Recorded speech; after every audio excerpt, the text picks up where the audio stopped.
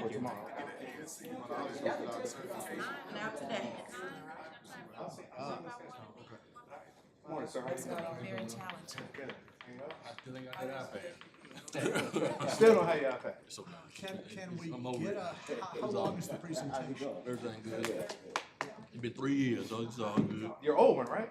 It's all good. Don't worry about it. No. Let me take care of it. No, it's all good. No. Let me take care of it. That's what I would do, because they're all there. Yeah. I need to get it all. I don't know if you took a picture of it. Celebrating our 55th anniversary. Congratulations, man. Awesome.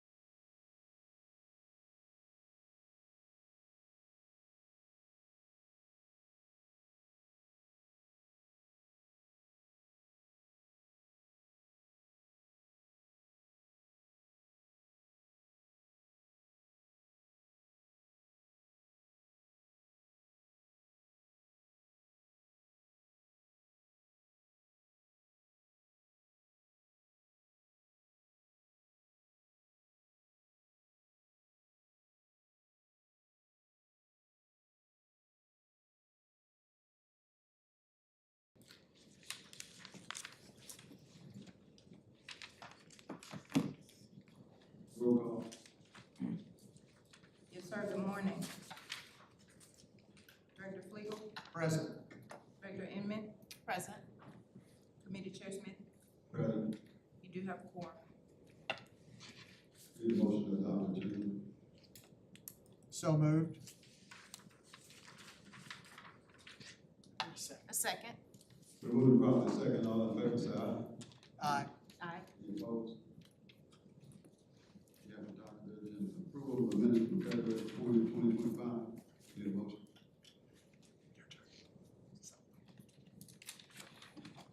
So moved. Seconded. Moved and properly second. We have the approval of the minutes from February 2025. Second, Director's report. Okay, so you can Get ready to pull up my spreadsheet.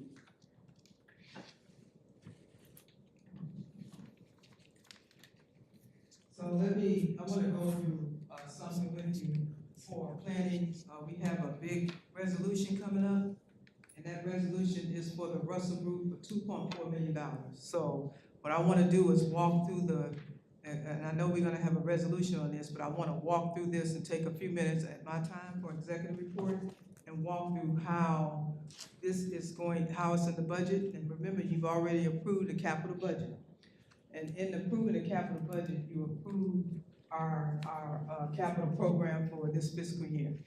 And the Russell Group has been working with us now for about 3 years. They started the infrastructure development with us under a small PO under the micro competitive bidding threshold, which is $250,000.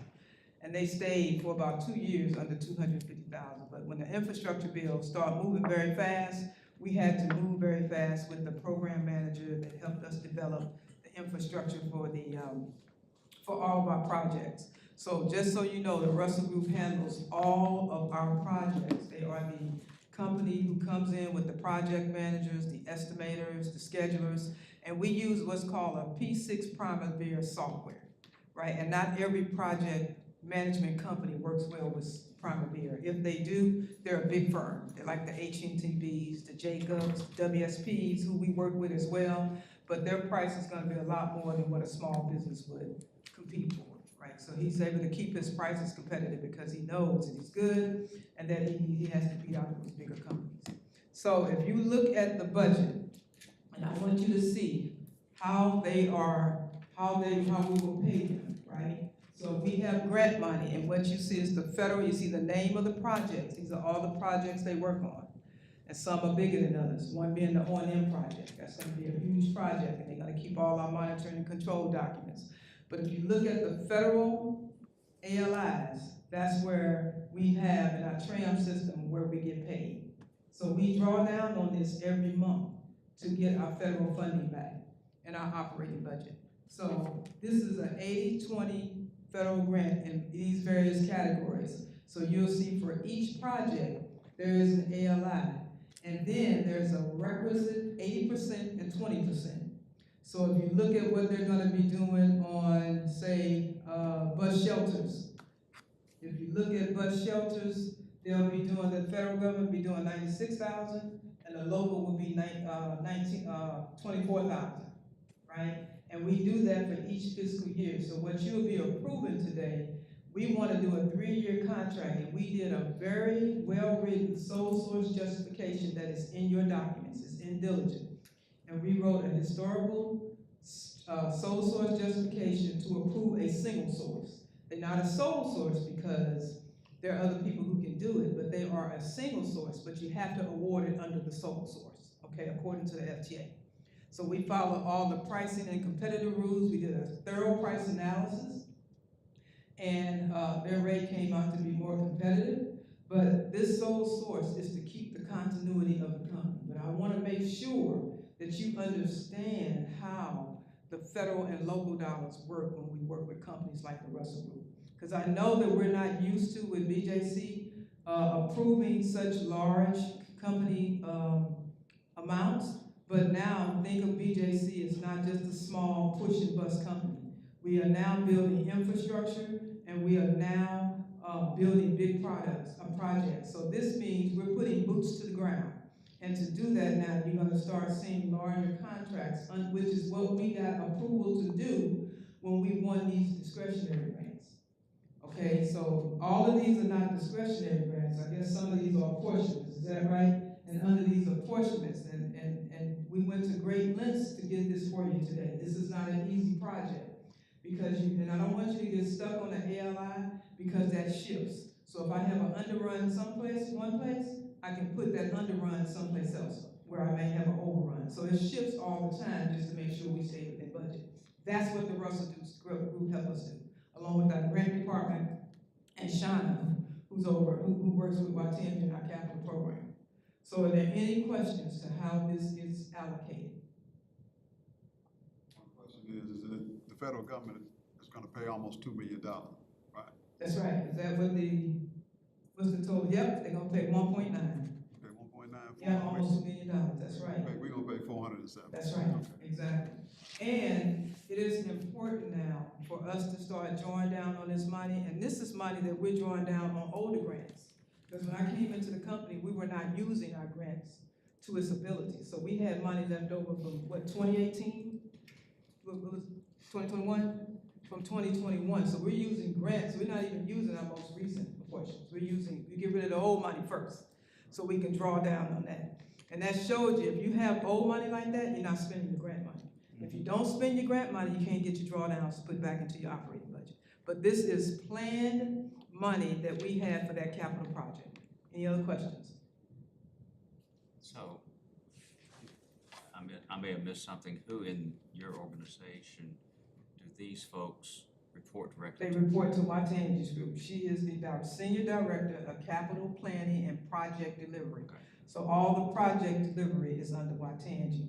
But she does not have the resources like a MARTA to implement projects. So that means we have to go out to a company who has those experienced and skilled resources. Because what we don't want people to do is training on the bigger projects, on the multi-billion-dollar projects. How important is this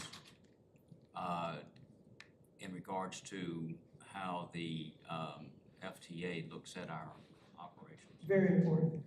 So without this program, you can't draw down. Is this something they'd be looking at the triennial review? Absolutely. And that's next year? That's next year. And that's why we make sure all of our procurement files are in place. So Fred and Elma did a very good sole source justification, which is required. And then they did a good price analysis.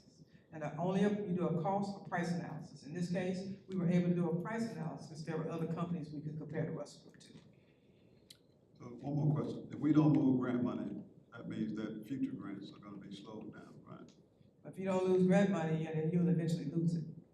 Not only will you not draw down on the money that you deserve to get, but you'll also lose. So all those older grants that we're using now, we were in the process of getting ready to lose them if we didn't use them. Okay. Your grant money is what engines your capital projects. Okay? All right, thank you very much. Does that conclude your executive report? Yes. Capital and planning update.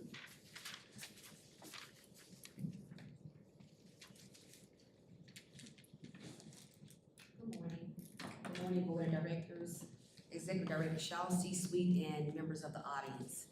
Basically, I'm going to come to you this morning presenting the same information that our Executive Director just talked about. Your next agenda item is the resolution for the Russell Group. And today, I just want to give you a couple of highlights of some of the things that the Russell Group is currently working with the program and development team with right now. Some of the key deliverables for the Russell Group are they're creating our capital master plan.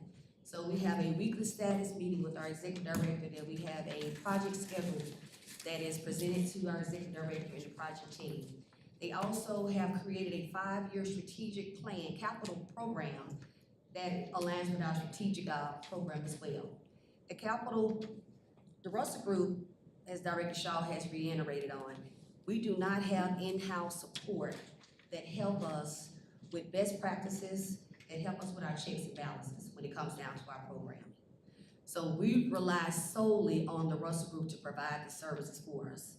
As she mentioned, the Russell Group provides schedulers, senior project managers, as well as estimators to help us develop this program. And they have been doing this for the last 3 years. As the resolution comes forward, if any questions that you need more clarity on, myself and of course the procurement team will be able to answer those. Do you have any questions for me? much time do they actually, spend on site here? I know a lot of work can be done in the office in Atlanta, right? No, they actually, the program manager just left last week, so she's coming more often now because the projects are going into construction phase. Thank you.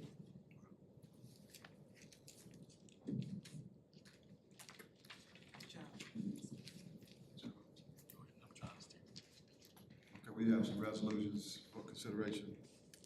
Resolution 2025-10. Rhonda, can you, Yes, sir.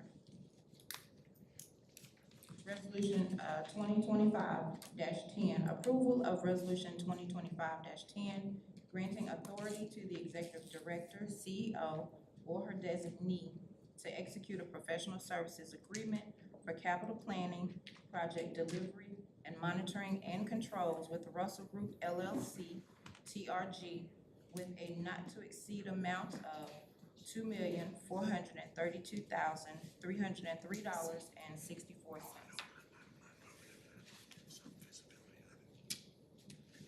I don't know if this is appropriate, but, in the resolution, should it read 3-year contract? It does in the resolution. This is just the first paragraph of the resolution. It tells you what we're asking for approval. But throughout the resolution has a format, and it does state in the description that there's a 3-year contract. We need a motion.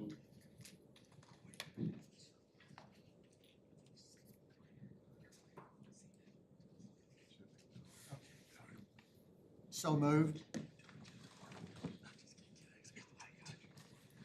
Thank you. I move the resolution. It's been moved, is there any second? Second. It's been moved and properly second. All in favor, say aye. Any discussion on this item? Any further discussion? All in favor, say aye. Aye. Aye.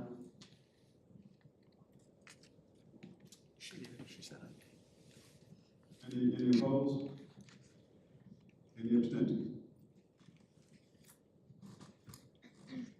This item passes on to the regular committee, the regular meeting, Consent agenda. consent agenda.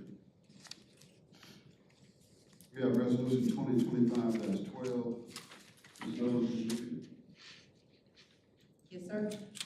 Approval of resolution 2025-12, granting authority for the executive director, CEO, or her designee to execute a professional service agreement with Zed Digital for website redesign services for $59,850. Resolution has been read. Is there a motion? I move the resolution. Second. It's been moved and properly seconded. Any discussions on this item?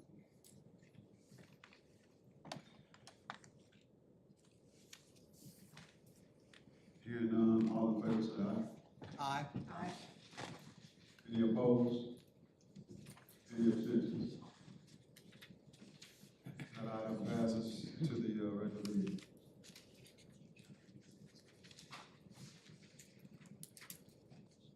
We have any items from different departments to bring to us?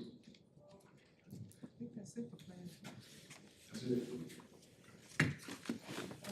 Oh, you got the, IT report. Okay. Sure.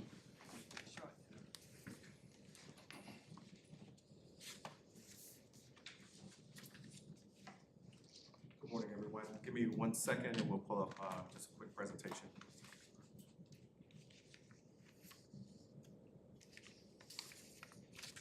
So thank you for allowing me to provide the updated report for the IT department.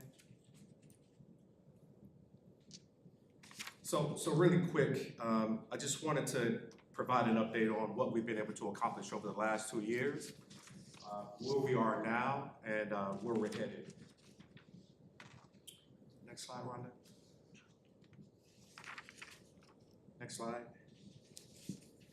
So really quick here, so we've made significant improvements. Go back 1 slide, Rhonda, my apologies. Okay. So as I've mentioned before, from a cybersecurity rating perspective, we've gone from a 1 out of 10 to a 7 out of 10. That's a 600% increase. From an IT network perspective, we rose from a 4 out of 10 to an 8 out of 10. Now, part of that is adopting of adaptive security protocols, penetration tests, cybersecurity training internally, externally, and we continue to provide proactive audits to ensure resilience and operational effectiveness. We typically do that every single day. We have AI tools in place to perform these audits to make sure that we aren't being attacked. Next slide.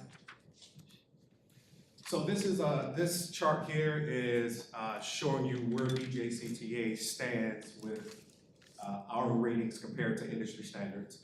So the blue line there is where we were from a cybersecurity perspective and an IT networking perspective.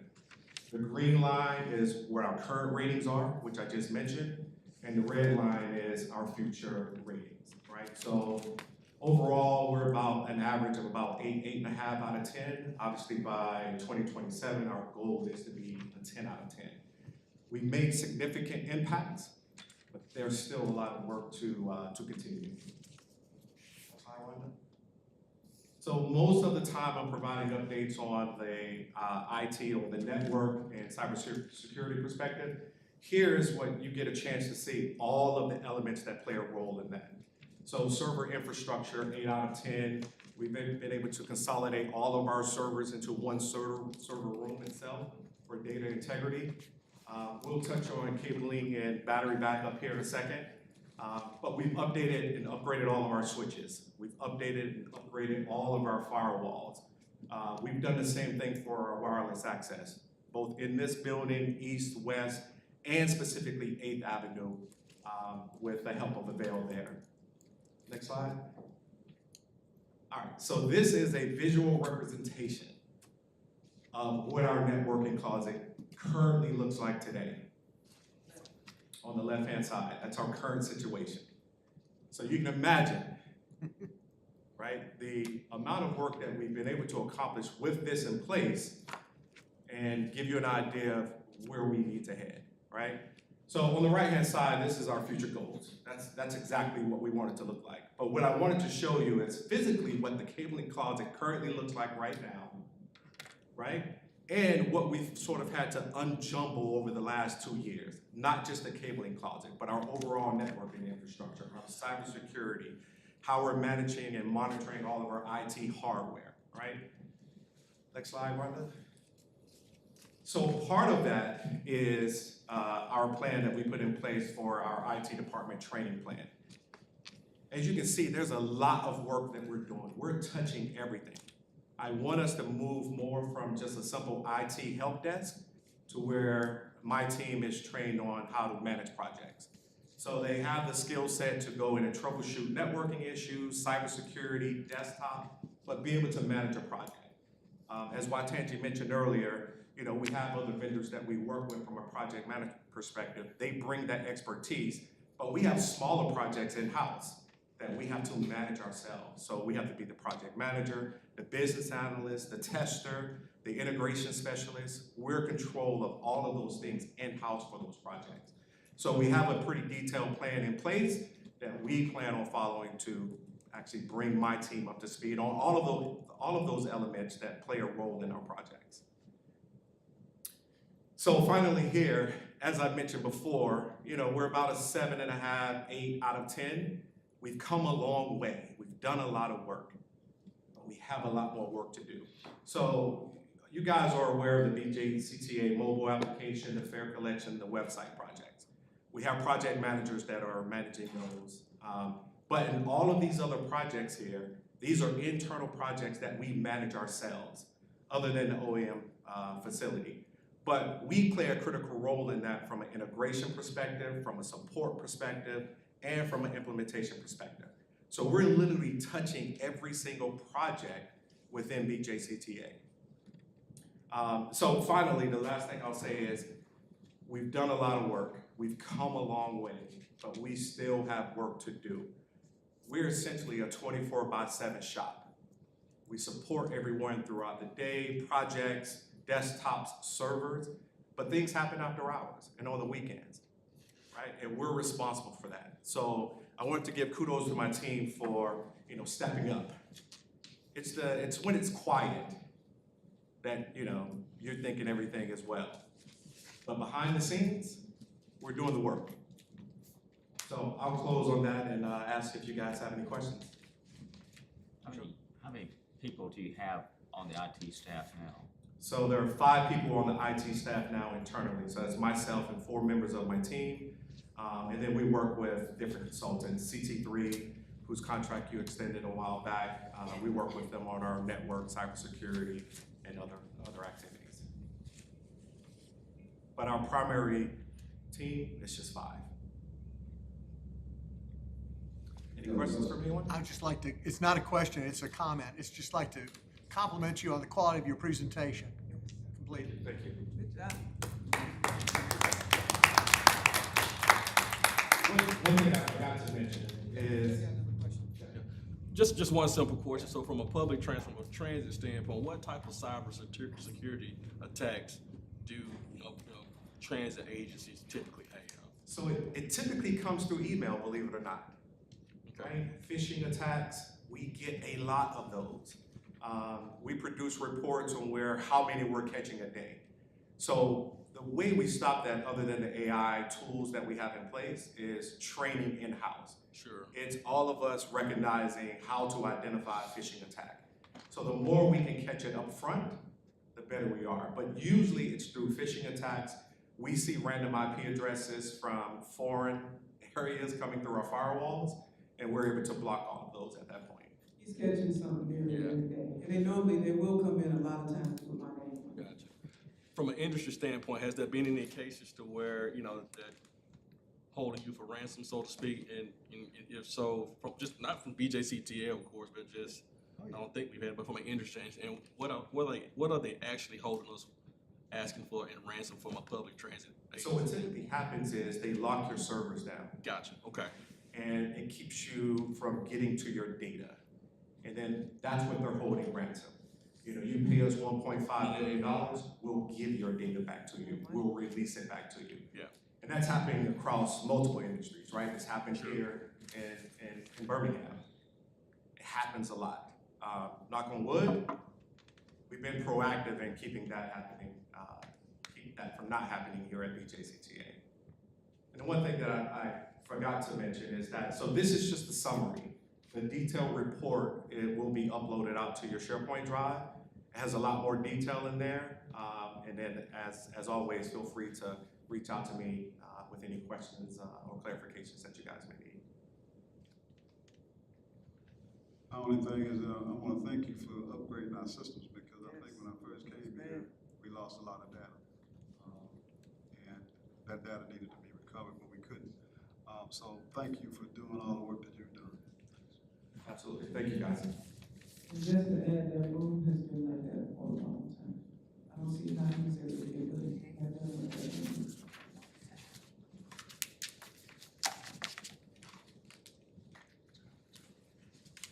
Any unfinished business?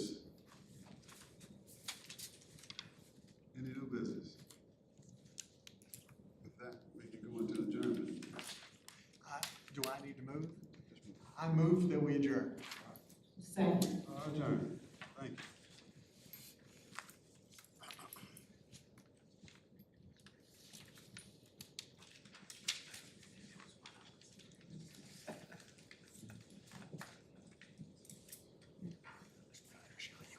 You can introduce him, but you can't move it, because you're the chair.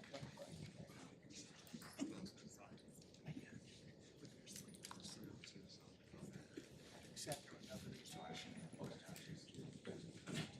Deep in the mayor's office. I don't mind. Being there, so you can move it. I think you're doing the most important. An opportunity for you. Not that there's any problem, but when I worked in the law firm, we saw a lot of resolution. The council insisted on contract. Yeah,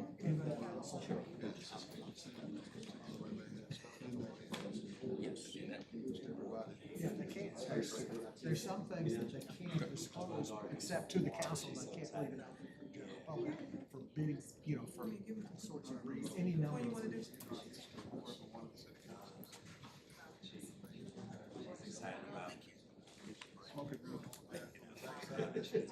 They wouldn't vote it off. All of a sudden, it's just, Yeah, yeah. so, yeah, I'm So it's, so, yeah, you know, And so she has friends and. there's some things that we need to know. But it's just the way it is sometimes. And again, something like what he was talking, if it got too deep, I would national security implications that we can't disclose everything. you know. I know. In the general.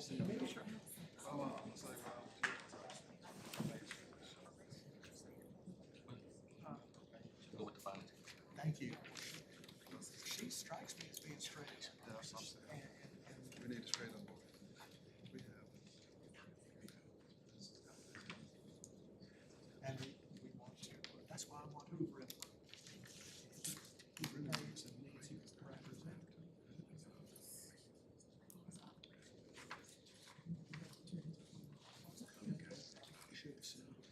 Absolutely. They need to know. Even if she had voted, you don't know, do not. Great meeting. Not ready to run out the door, just like, I want to go compliment that gentleman in person, not just from the podium. So you have the same. I can't get to You want to, you want to?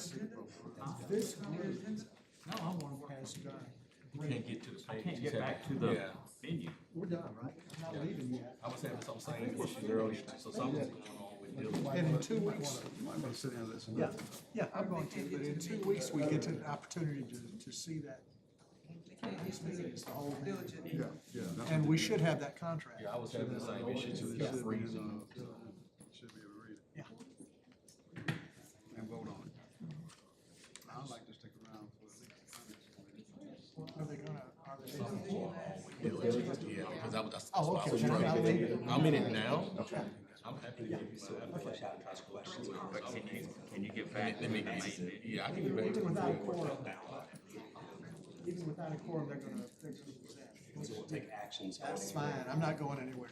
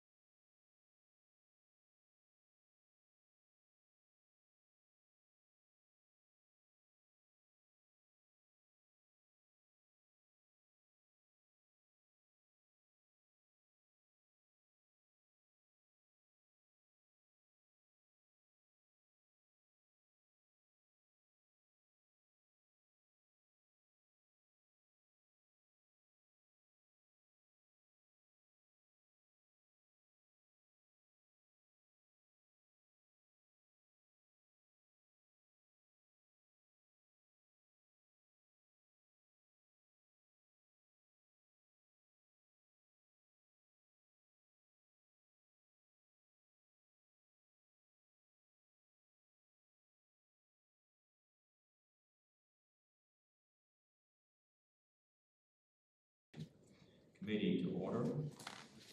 Call, please. Good morning. Director Minor? Committee Chair Parker. Here. Committee Chair, you do not have a quorum. Very well, we do not have a quorum, but we will continue with the meeting as information only. So we'll move to item 5, Chief Financial Officer's update.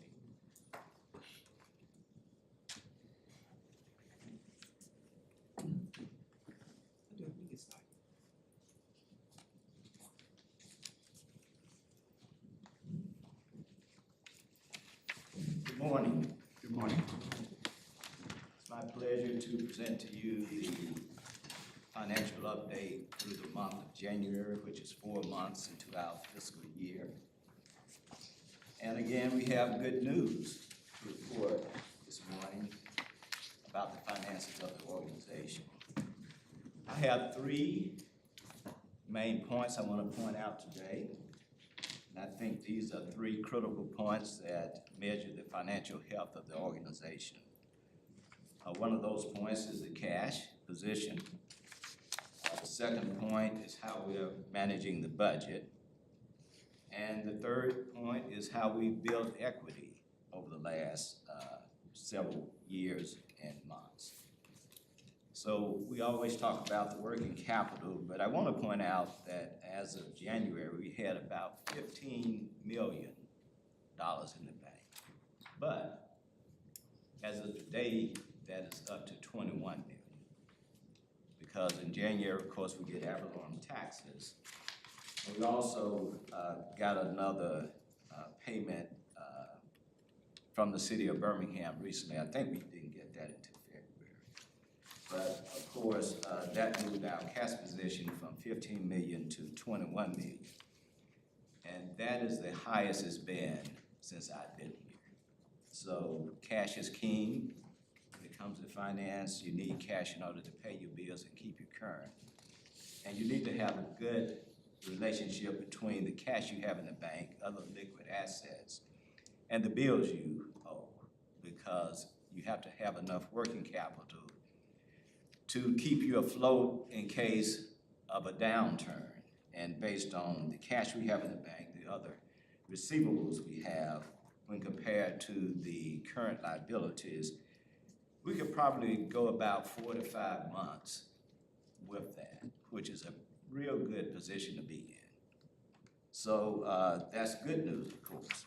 The second thing I mentioned to you is that how we're managing the budget, how we're tracking against the budget. So for fiscal year 25, we provided you with a budget of $41 million in operating expenses.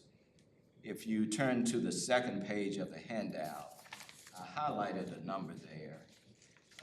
The about fourth column from the left, you'll see that we are tracking about $1.4 million less in expenditures than what we budgeted if we were looking at the budget as a linear budget. Now, budgets are not always linear because sometimes there's peaks and valleys in what you spend.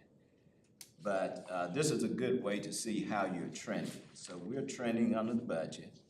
Of course, labor's under the budget because we haven't filled all the positions that we put in the budget. Fringe benefits are also tracking under the budget. And then you'll see that we're a little over in services, but materials and supplies we're well under by almost $300,000. And we're also tracking under budget when it comes to purchase transportation. Now, you may ask what purchase transportation is because we've not always had that line item in the budget. Purchase transportation is what we had expected to pay for microtrans. We were outservicing that to VIA. Of course, that service hasn't kicked off yet. We're looking at that happening soon in the cities, well, it has kicked off in Mountain Brook. We're looking for it to kick off soon in the city of Homewood. And once that does, we'll start spending money in that area. And if you turn to the last page, the third page I gave you, at the very near the bottom of the page, second line from the bottom, I highlighted two numbers there. One as of January 2024, and another one as of January 2025. And this number is the equity measure of the organization. So one of the key critical things when you measure organizations in financial health, you look at equity. How much equity do you have? Because you can have a lot of assets, but if you owe everybody for those assets, you really don't have anything. It's almost like having a house and having a mortgage on the house. Even though it's your house, you really don't own it.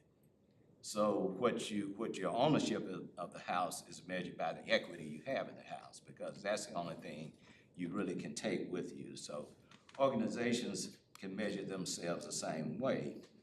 And this is how we measured this organization. If you look January 2024, you see a figure there that says $56.4 million. That was the equity as of a year ago. Now, this year, you see that number has climbed to 69.2. And that's pretty remarkable. That in that period of time, we built equity of about $13 million. Of course, a lot of that has to do with the infrastructure that we getting from the federal government. So we can't take all the credit for it, but we do take credit for managing the budget. We do take credit for increasing the amount of money that we got from the city of Birmingham, an additional $4 million when we weren't getting that before. And we do take credit for looking at other avenues of revenue that we're getting in. So I think the organization is healthy. We're heading in the right direction. And we're looking for good things to continue. So with that, that ends my presentation, and I can field any questions that you have at this time. Thank you, Glenn. Thank you. Appreciate the good work. All right. Yeah, I do have one or two questions. Great job, by the way, fantastic job. I agree with everyone on the board. It's phenomenal work to be able, even though you say you can't take credit for it all, but take the credit. You know, managing the budget is just as important as receiving the funds, if not more important than that. But I do have two questions for you. One, as it pertains to the services, operating expenses, services, from a standpoint, we're running slightly above budget. What's the reason for that? Is it just seasonal, or do we, from a forecast standpoint, do we see that continuing going forward? Well, what we're doing, first of all, when we see these trends, we move quickly to try Sure. to curtail whatever is happening if we can. Now, sometimes it could be seasonal because, you know, we look at this as if it's linear, and it's really not, because you could be spending a lot of money at the beginning of the year and trend down later. So at this time, it's still a little early to tell how it's going to end up, although we will present to you a budget amendments in a couple of months here. But I think it's really just trends that we see at this particular time that we really don't expect to continue. I won't sit here and promise you that it won't continue because certain things are beyond our control. Sure. But I think the key thing is that we spotted it early, we're putting in corrective actions, and we're actually monitoring it to make sure that if there's any way to stop that trend, we will do it. So, And the second question that I have, thanks for the answer, by the way. okay. Second question that I have, and I think I know the answer to this question, but of course, I don't ever want to just assume, but 4-month actuals as it pertains to interest income, 4 months actuals versus 4-month actuals in 2024, significant difference. But I think I know the answer to that, the reason why, but I just want to kind of. Okay, yeah, that's generally related to the Fed rates. I think last year the federal rates were higher than they are now. Just want to make sure. Got it. Cool. Okay, so I just saw something. Okay. Down toward the end, or the bottom of that, page 11, capital contributions and expenditures, that last line before total capital contributions, federal capital contributions, 4 months actual, 1.9 million, 4 months budget, 4.5. Right. So that means that we have not collected grant money, right? Actually, it does, and we haven't collected grant money, but we haven't spent in accordance with. Right. So we budgeted, if you look at the next line, 2 lines below that, we had expected at this time to have spent $5.8 million. If we had spent that, as Director Shaw pointed out, unless you spend federal funds, you can't draw them down. Right. So the drawdown is direct correlation in what we're spending. And because we haven't spent money as fast as we thought we would, we couldn't draw it down as fast as we thought we would. And that's primarily capital projects. Right. It's totally capital projects. Right. So, I don't know if you define that as a weakness or not, it's just, I know you're working hard to, We're definitely moving on that. So, you'll start to see the capital projects as an example of a resolution today. You'll start to see more of that now. Right. Because we did our kickoff meeting for the Horn facility. This week, Watanji had that with the new program manager, Group Boker. So yes, you're gonna start to see things moving very quickly now in the capital budget. I just want to make a comment at this point, especially for the new members of the board. I think overall this is very, very good results, and that results comes from good management by Charlotte and leadership of Flynn, but also getting the department managers involved in the budgeting process and making them accountable for that. That had not occurred until about, what, 2 years ago? When I got here. Yeah.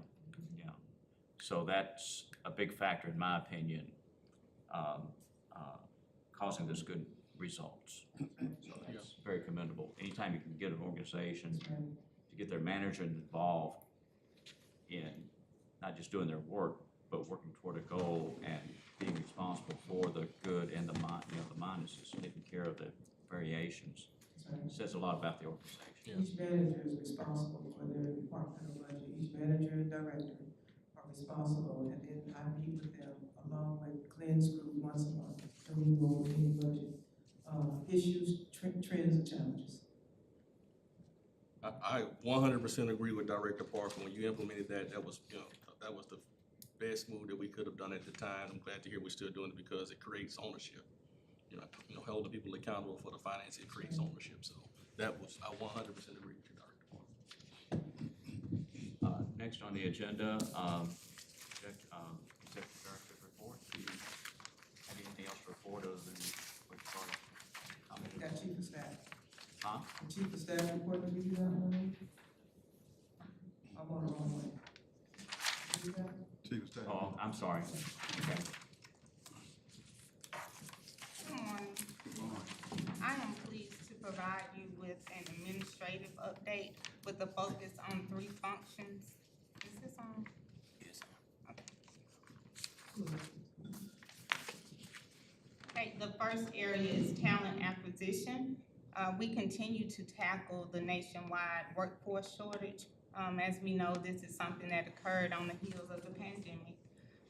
But we are working very hard in that area in terms of talent acquisition. We have 4 upcoming career fairs, 2 internally and 2 externally. We're working with the Alabama Resource Center and the Birmingham City School System. Also, we are enhancing our corporate engagement in terms of corporate partnerships to better ascertain what is going on in the field from a local level.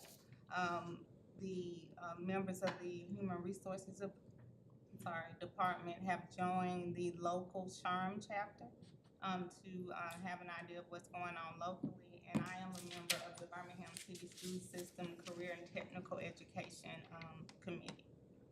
In terms of professional development, as we talked when Director Shaw first joined the agency, that tackling employee culture was very important to us, and what we did was create what's called the Maximizing Me campaign, and we have done a series of professional development since 2023. We focus on purpose, understanding your why, and wellness this year, and our central focus is the leadership team. Also, in Director Parker, you mentioned the triennial review, and that is a part of our agency's compliance and oversight.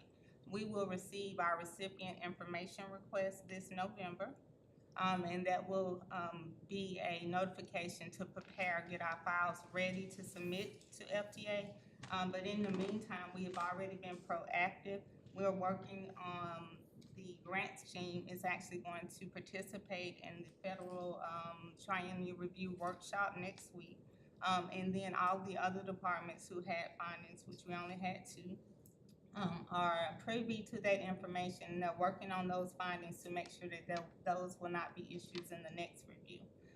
And then also our engagement and field work for our upcoming review will take place in third quarter of 2026. Any questions on that? Would you do me a favor? Would you spend a couple of minutes explaining to our new board members about the triennial review and their part in that? Yes, so triennial reviews are a federal requirement from the Federal Transit Administration. The reason why is that any agency who receives federal funding, and that federal funding in particular is Section 5307. In the bulk of Section 5307 is our formula funding. And in that formula funding, we receive around $6 million a year for preventative maintenance of our vehicles and fleet. And because we receive that funding, there are several requirements that we have to adhere to. They're actually, I believe now, and they are, have not released the 2026 guidelines, but last go-round, there were about 21 compliance areas. 19 of those areas applied to BJCTA. We only had findings in 2, so that's really good. Any questions about training? And how it relates, I'm sorry, I didn't answer the second part of the question. How it relates to board members is that as a board member, you obviously have a fiduciary responsibility to the agency. So it tells FTA how your participation is with the agency in terms of board meetings, were you present to vote on several actions, communication between the board and the CEO, and then your overall engagement in the agency. You'll actually have an opportunity to sit down with the, With the auditors, yeah. with the auditors, and they'll ask questions, and you'll become part of the report. So, yeah, it's it's not that bad, but just be prepared, and by that time, hopefully, you will have attended. I hope you'll attend the board members APTA program in July, and that's in Kansas City, and that'll help you become more familiar with how boards work and the good and the bad. You'll hear both sides of the story. I think we both submitted for it. Good. So, Any We'll other- prep us. We want to make sure we know that we're prepping before the triennial starts. We prep all board members. We'll prep the board members first. Any other questions? Thank you. thank you. All right. Now, executive. Shaw? So just one thing I want to mention, the board retreat is set April 10th and 11th. It will go on your calendars today. Can we get them on the calendars today, Rhonda? Yes, ma'am. And with the location as well. So it'll be a 2-day, 10th and 11th, and we'll send out your information today, put it on your calendars, and we'll put the location in the calendar request. And that's pretty 70-30 plan. Just, I should have mentioned this in planning, but the city of Birmingham is joining us this afternoon for a deep dive. We will be going around to stakeholders sharing the 70-30 brochure, but before we do that, we'll be covering that in your board retreat. We're gonna give you the whole rundown of the 70-30 plan, which is looking very good, may I add. That it? All right. The reports are there. Departmental reports are there for our review. So with that, I'll adjourn this meeting.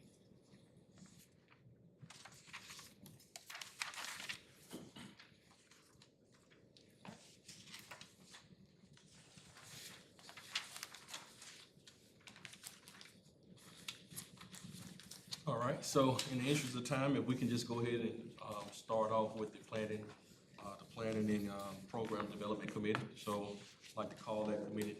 Operations. I'm sorry, I'm looking at the wrong operations. Got a lot going on over here. On the operations committee, I'd like to call that committee to order. Ms. Rhonda, roll call for me, please. Yes, sir. Director Cunningham. Director Davis. Present. Chair Jones. Here. You do have a quorum. Thank you. Since we do have a quorum, we will have a full meeting. The next item on the agenda is the adoption of the agenda. Do I have a motion to approve the adoption of the agenda as presented? So I second that, so that has been approved. What about the same motion, similar motion for the approval of the minutes from February the 20th, 2025? And I second that as well. So the agenda as well as the minutes have been approved. Mr. Chair, just for the record, just still take a vote on those items. Sure. But we'll backtrack. We'll go back to the adoption of the agenda. Can I do just both at the same time? Yes, sir. So we'll have take a vote on both the adoption of the agenda as well as the approval of the minutes. All those in favor, let it be known by saying aye. Aye. All those opposed? It's been approved. Thank you. Thank you so much. Thank you. Next thing that's on our agenda, we will have the executive director's report, but you just gave that report, so. Just for operations, you're gonna hear some information on OTP from, Director Stan, but just know that we're working for fixed route, we'll continue to work on that OTP. We still have workforce shortages that we're dealing with. And, microtransit, the 70/30 plan is gonna help with some of the deficiencies that you might be hearing about for OTP on fixed route. Great, thanks for that heads up. Operations update?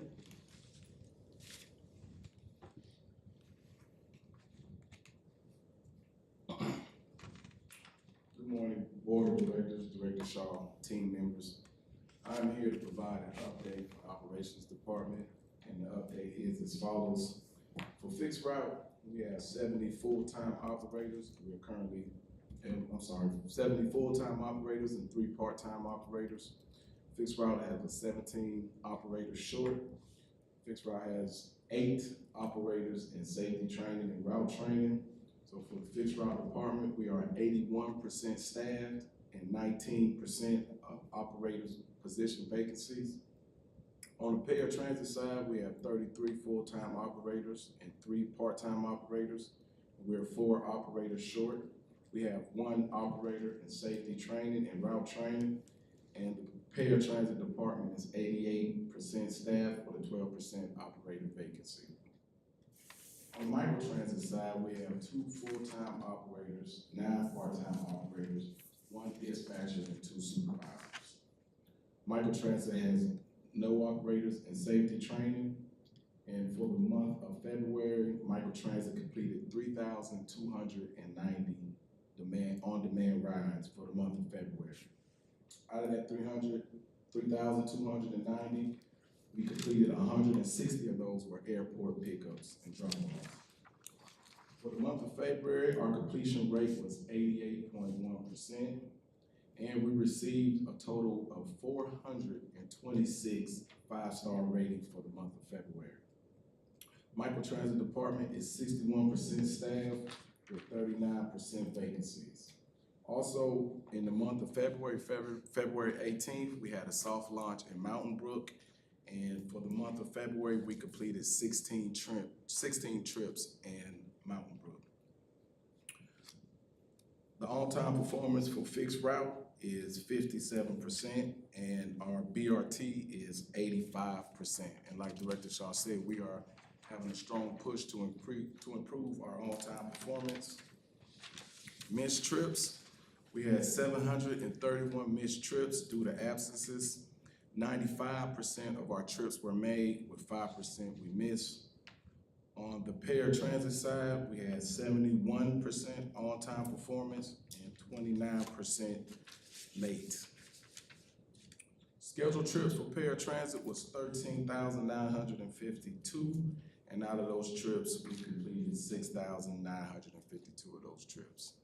And that concludes Operation Report, and I'll be happy to entertain any questions.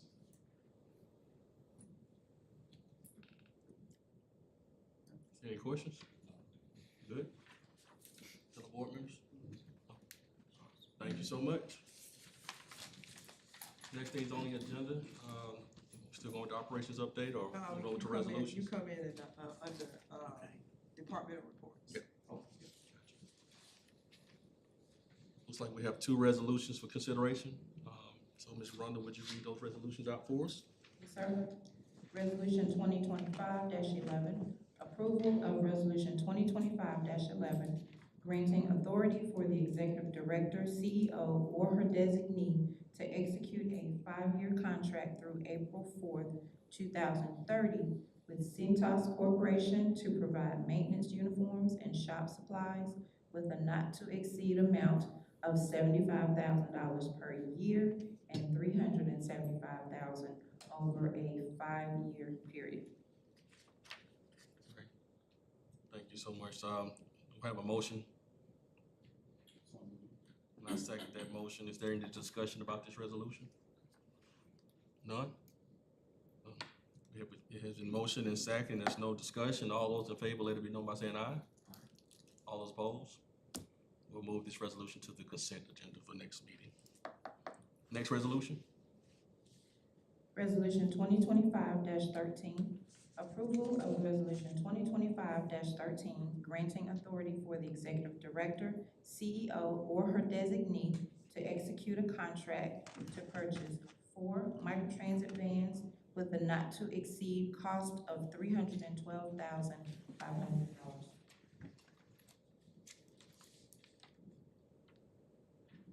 Thank you so much. So do we have a motion? Is there a motion? And I second that motion.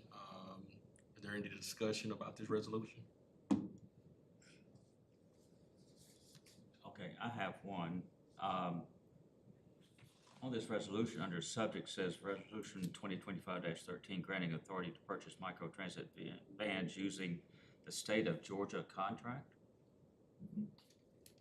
What's that about? Red, you wanna come up?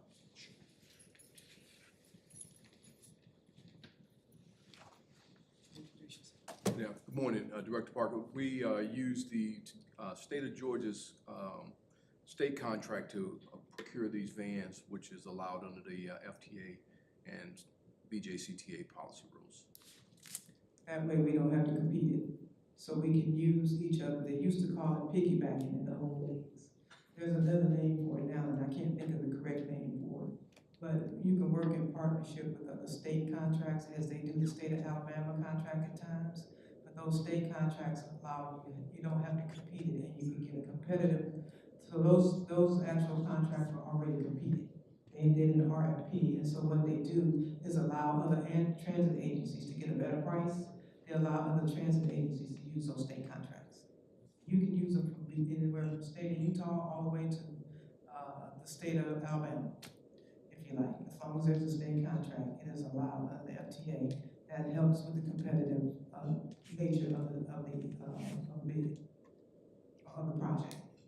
It saves us time. Yeah. Which is a procurement, it's actually a good procurement process, because what happens when, if we were to negotiate, say we were to negotiate autonomous vehicles, Jacksonville just did it, and so now, instead of me having to go out to negotiate an autonomous vehicle, I can just use the state of Florida's state contract for that. Okay. It's a procurement process. That's interesting. Yeah. It's a procurement process. So is it safe to say that we think we've saved not just time, but money as far as the purchase of these vehicles? That's the intent, as long as it was competitively bid, right? You think from a competitive bid that you're getting the best price, because you're getting a lot of companies to come in and compete under those solicitations. So the ideal of that is to say that the best company came out, sometimes not with the best price, but the best company meeting their responsibility as well. Gotcha. Okay. First time out. Just Yeah. learned something new today. Learned something You new know, today. state of Alabama contract. Yeah, that's the one I'm used to, is if the state does it, then you don't have to bid it. I'm just not familiar with the fact that you could use Georgia or Oh, Florida. absolutely. If you think about the state of Alabama, we don't have enough buying power to do a lot of purchases for vans and vehicles. But if you go somewhere like Georgia, it probably doubles the buying power. So we're gonna use the contract with the best buying power. And, state of Georgia has a good state contract. Stick with us. No, it's okay. I'm just assuming Apparently that so. Attorney French has already reviewed all that, and it's not an issue yet. Oh, no, we, Okay.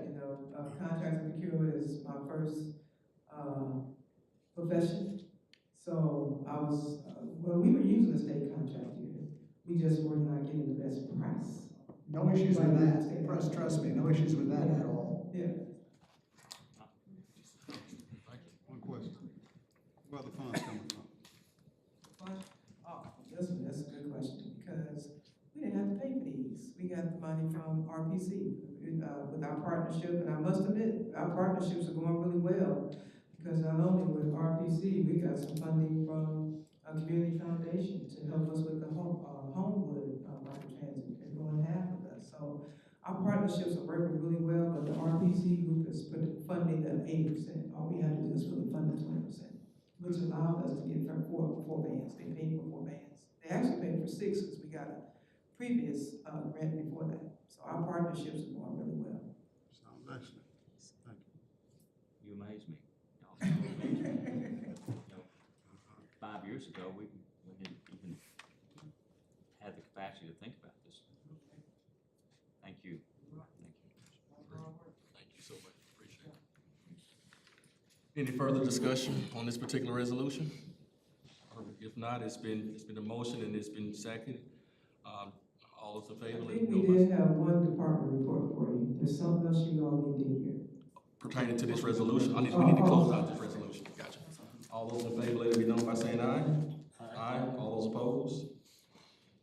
So this has been approved to be moved to the consent agenda for the next board meeting. So departmental reports, I think that's where you were going? Yeah, we got one. Perfect. I really wanted you to hear this. All right, good morning, Board of Directors and Director Shaw. This is a very good news story.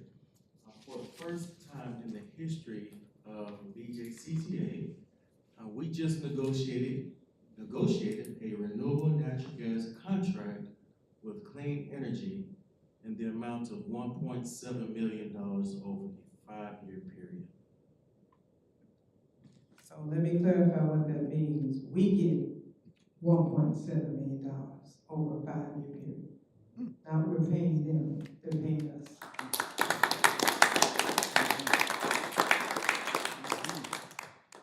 Thank you. And the contract will be signed today.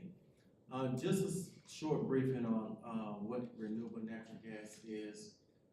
It is known as biomethane as well, and it is a renewable fuel made from biogas that has been upgraded to a quality similar to fossil natural gas, which we use in our buses today, and is derived from organic waste materials. You know some of those like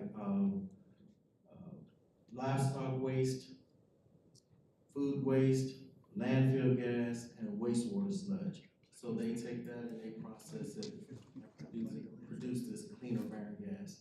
So it's a very complicated process that they use to calculate how we do this. The EPA is responsible for defining what that value would be for these, what's known as RIN credit, and that's what is determined based on our fuel usage, how much we would receive every month. Right now, that average is going to be around $27,000 to $30,000 a month, somewhere around there. We'll receive starting April, no later than May. Questions or comments about renewable natural gas? Great job. It's a fantastic job, it's great news, so I'm glad you cleared that up about that we received the $1.7. I'm thinking, are we sure that's good news? I thought that was important. No, that was very important, so, thank you so We much. do nothing different. No, So- fantastic, fantastic. All right, and lastly, I would like to speak on our mean distance between failure. This is one of our key performance indicators we use to kind of gauge how well our fleet is performing. And for the month of February, our fleet performance for our fixed route fleet is 5,738 miles between failure. For our paratransit fleet, it is 11,469 miles between failure. For our BRT fleet,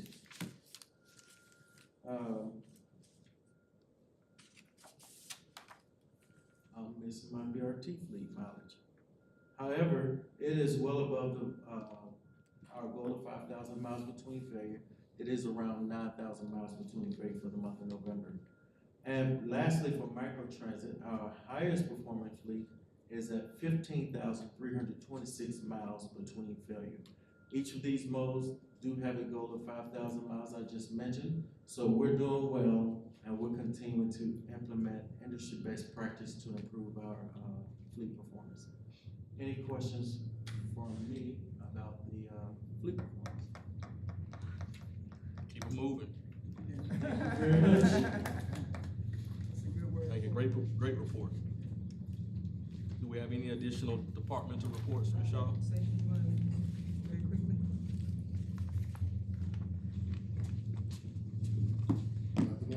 Board of Directors, Director Shaw, and, mine will be brief. It's probably one only department where if you ask the question, what's going on, and I'll say nothing. And what I mean by that is, it's not that we're not doing anything, it's that we put those practices and things in place to keep us safe, and protected against harm or injury. But I would like to say, and thank to, Director Shaw for giving us that latitude, that while nothing is going on, we're constantly looking at trends, working with other local and state and federal agencies. Because if something happened in New York, we don't just sit back and say, well, that's them. What went wrong? What can we do to protect ourselves against? So that's constantly going on. And in the future, we'll be able to share some of those things. But at this point right now, we don't have anything that's going on. But we're constantly working to improve our situation now and be ready and proactive to adjust to anything that does happen. And we are current on all federal certifications as well. Fantastic. Thank you. Yep, that's it. So thank you all so much. Great reports, a lot of great and fantastic news, $1.7 million that we're gonna be receiving. So job well done. Thank you all so much. I appreciate all the operation updates. So next, do we have any unfinished business that we need to discuss? If no unfinished business, any new business? None being said, do we have a motion to adjourn this meeting? Someone? Second. All right, we are adjourned. Thank you.